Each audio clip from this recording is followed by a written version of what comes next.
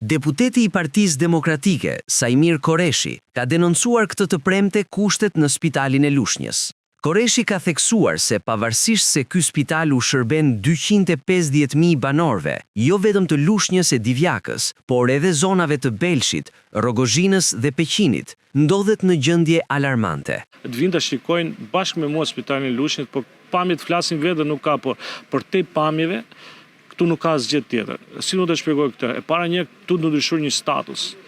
Statusi bashkiak me atë rajonal që ka qenë dikur 12+1 i famshëm i spitaleve të Lushnjës, që do të thotë që përkthehet në më shumë investime, përkthehet në më shumë lek për këtë spital, për buxhetin e këtij spitali. Së pari vetëm në diferencë nga viti i kaluar në si vjet kemi diferencë për gati 150 milion lekësh, ku vjet ka qenë buxheti 107 milion dhe si vjet është 92. Po të shikojmë atë analizave, edhe pse këta kanë dhënë private dhe më thënë janë duke e bastërdur këtë qytet, dhe analizat tu prapë kemi një ulje të ndjeshme përse përket buxhetit për të bërë analiza për qytetarët e Lushnjës, përpos fakti që këtu 3-4 ditë dhe shumicën e analizave lënë vetëm për repartin urgjencë për rastet veçanta, sepse nuk ka medikamentet për të bërë analiza për qytetarët e Lushnjës, po i dërgojnë gjithë e private dhe kjo është drama më e madhe. Duhet të them që këtu ka qenë një spital i jashtëzakonshëm dhe prapë vazhdojnë të vinë nga Rogozhina,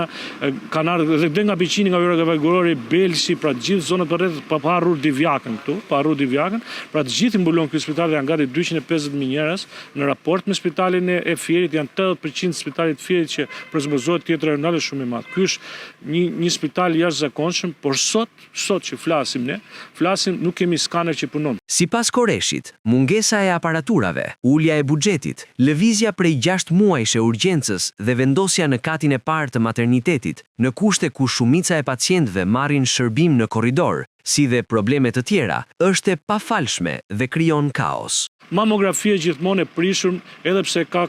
dhuruar komuniteti islamik. Kemi pjesën tjetër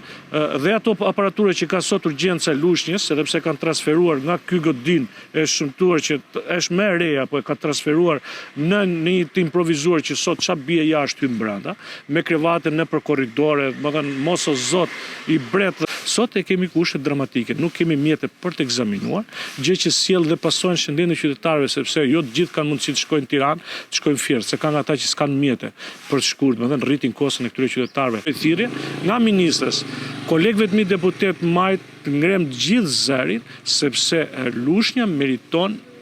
një përfaqësim dinjitoz, një spital dinjitoz ku gjithë qytetarët të marrin dhe shërbim, po të kenë dhe cilësi, përveç se unë duhet të përgëzoj stafin mjekësor realisht, me qenë sinqert, sepse i pret në këto kushte barbare dhe majt ndonjëherë dhe përgjegjësit për më tepër se që takon, sepse nuk ka me çfarë ekzaminuar dhe gjithë njerëzit përballen dhe me stafin mjekësor. Ai fton deputetët e Lushnjës që të vizitojnë spitalin dhe të shohin nga afër problemet. Gjithashtu vjen në dukje se zgjidhja e vetme është ndryshimi i statusit të spitalit nga spital bashkiak në spital rajonal.